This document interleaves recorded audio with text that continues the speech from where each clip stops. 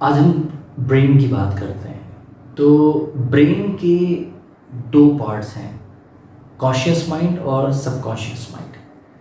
Conscious mind generally 10% of the total brain function perform करता है और logical thinking, reject, accept decisions, will power, logical critical thinking, analysis, decision, plan, ये सारी चीज़ें perform करता है आपका कॉन्शियस माइंड।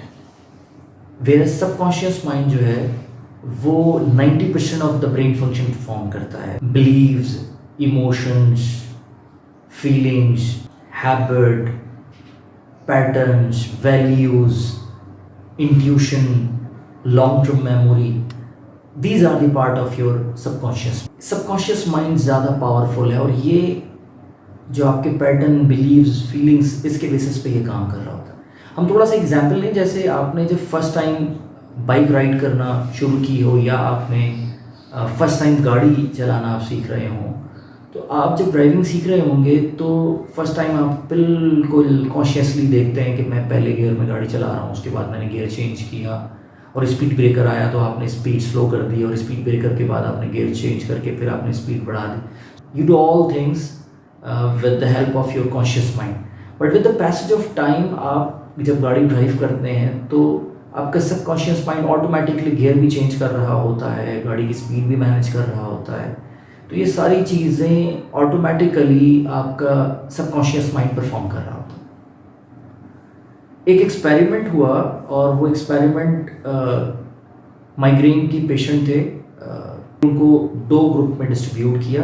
एक ग्रुप ऑफ इंडिविजुअल को माइग्रेन रिलीफ की मेडिसिन दी और दूसरे ग्रुप ऑफ इंडिविजुअल को लेबल तो माइग्रेन रिलीफ की टैबलेट्स थी बट एक्चुअल में वो फेक टैबलेट्स थी, उसके अंदर पेन रिलीवर्स नहीं थे।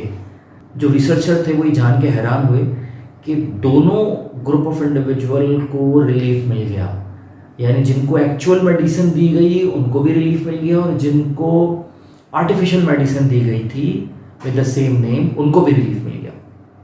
तो बेसिकली हुआ क्या कि जब आप फॉर एग्जांपल आप भी जब मेडिसिन लेते हैं, पेन किलर लेते हैं, तो with the passage of time आपका ब्रेन इस चीज़ को अंडरस्टैंड कर लेता है। फॉर एग्जांपल आप पैनाडोल लेंगे तो आपको पेन से रिलीफ मिल जाएगा।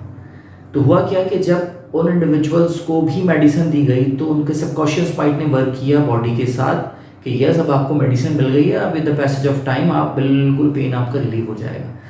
तो ये जो एक्सपेरिमेंट हुआ बेसिकली ये प्लेसिबो इफेक्ट कहलाता है कि एक्चुअल में मेडिसिन नहीं दी गई बल्कि फेक मेडिसिन से भी वही रिजल्ट आ गया due to the effect of your subconscious mind.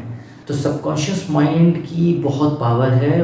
तो इस प्लेसिबो इफेक्ट को इंडिविजुअल अगर अपने फेवर में यूटिलाइज करते हैं, you know, by using the power of your subconscious mind to attain, you know, the goals and your dreams in your life, so it will impact a lot. इसी चीज़ को Napoleon Hill ने अपनी excellent book think and grow rich के अंदर discuss किया है, जो वो ऑटो सजेशन की बात करता है। तो वो ये कहता है कि आप अपने ब्रेन को, अपने सबकॉन्शियस माइंड को ट्रेन करें जो आपने डिज़ायर या जो आपके ड्रीम्स हैं उसके लिए, और so that you can achieve those desire and dreams in your life.